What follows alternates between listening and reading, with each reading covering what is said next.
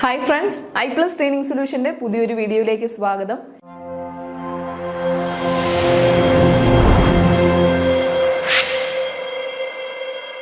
ഇന്ന് നിങ്ങളെ ഇവിടെ ഞാൻ പഠിപ്പിക്കാൻ പോകുന്നത് IMFനെ പറ്റിയാണ്.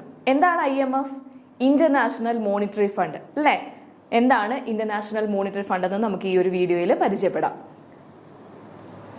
ഇന്റർനാഷണൽ എന്ന് കേൾക്കുമ്പോൾ തന്നെ നമുക്കറിയാം അല്ലെ, ഒരു അന്താരാഷ്ട്ര സംഘടനയാണ്, അന്താരാഷ്ട്ര സാമ്പത്തിക സംഘടനയാണ് IMF. The IMF was established on 27th December 1945, created as a part of Bretton Woods Agreement in 1944. Bretton Woods Agreement, commerce പഠിക്കുന്ന ഏതൊരു വ്യക്തിക്കും കേട്ട് പരിചയമുള്ള ഒരു വാക്കാണ് അല്ലെ, Bretton Woods agreement. Bretton Woods എഗ്രിമെന്റിൽ രണ്ട് സംഘടനയാണ് രൂപപ്പെട്ടത്, ഒന്ന് വേൾഡ് ബാങ്കും ഒന്ന് IMF. അപ്പോൾ IMF സ്റ്റാർട്ട് ചെയ്തത് എന്നാണ് 27 December 1945. The International Monetary Fund works to achieve sustainable growth and prosperity for all its 191 members countries. 191 അംഗരാജ്യങ്ങളാണ് IMFനുള്ളത്. ഈ 191 അംഗരാജ്യങ്ങളുടെ സസ്റ്റൈനബിൾ ഗ്രോത്ത്, സുസ്ഥിര വികസനത്തിനും അവരുടെ സമൃദ്ധിക്കും വേണ്ടി നിലകൊള്ളുന്ന ഒരു സംഘടനയാണ് IMF. It does so by supporting economic policies that promote financial stability and monetary cooperation, which are essential to increase productivity, job creation and economic well-being.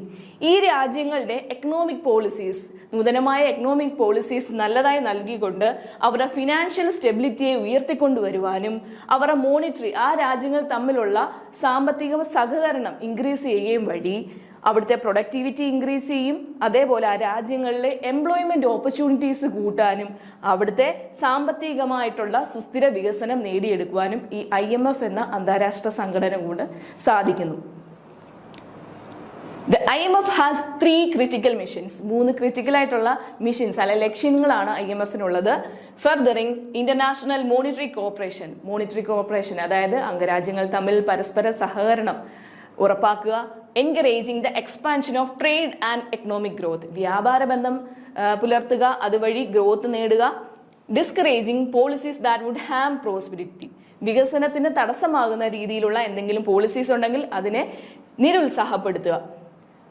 To fulfill these mission, IMF member countries work collaboratively with each other and with other international bodies.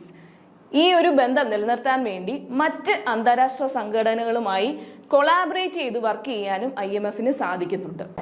അടുത്തതായി IMFന്റെ പ്രധാനപ്പെട്ട duties എന്താണെന്ന് നോക്കാം. 1. Policy advices, ഓരോ രാജ്യങ്ങളുടെയും എക്കണോമിക്കായിട്ട് സാമ്പത്തികമായ കാര്യങ്ങൾ എങ്ങനെയാണെന്ന് നിരീക്ഷിക്കുക, അവർക്ക് വേണ്ടുന്നതായിട്ടുള്ള സഹായങ്ങൾ കൊടുക്കുക. അതാണ് ഒന്നാമതായി പറയുന്നത് പോളിസി അഡ്വൈസസ്. 2. Financial assistance. എന്താണ് ഫിനാൻഷ്യൽ അസിസ്റ്റൻസ്? സാമ്പത്തികമായി പിന്നാക്കം നിൽക്കുന്ന രാജ്യങ്ങളെ മുന്നിലേക്ക് കൊണ്ടുവരിക, അവർക്ക് അതിനുവേണ്ടിയുള്ള സഹായങ്ങൾ, ഇൻഫ്രാസ്ട്രക്ചർ ഡെവലപ്മെന്റ്സ്, സ്കൂൾ അതേപോലെയുള്ള കാര്യങ്ങളൊക്കെ കൊടുക്കുന്നതിനെയാണ് ഫിനാൻഷ്യൽ അസിസ്റ്റൻസ് എന്ന് പറയുന്നത്. 3. Capacity development. ഓരോ ഗവൺമെന്റിന്റെയും, ഓരോ രാജ്യത്തെ ഗവൺമെന്റിന് എക്കണോമിക് പരമായിട്ടുള്ള പോളിസീസ്, നല്ലൊരു പോളിസീസ് ഒക്കെ ഡെവലപ്പ് ചെയ്യാൻ വേണ്ടി IMF അവരെ ടെക്നിക്കലായിട്ട് സഹായിക്കുന്നു, അവർക്ക് അതിനു വേണ്ടിയുള്ള അഡ്വൈസസ് നൽകുന്നു. ഈ 3 IMFന്റെ ഡ്യൂട്ടീസ് എന്ന് പറയുന്നത്. അടുത്തതായി നെറ്റിന് ചോദിച്ച ഒരു പ്രീവിയസ് ഇയർ ക്വസ്റ്റ്യൻ ആണ് നിങ്ങളെ പരിചയപ്പെടുത്തുന്നത്. നോക്കാം. Which of the following statement is not true about the IMF? IMF was established along with the World Bank. IMF is the result of Bretton Woods Conference. Kristalina Georgieva is the current CEO of IMF. Currently, 193 countries are the members of IMF. ഇത് നിങ്ങൾക്കുള്ളൊരു task ആണ്.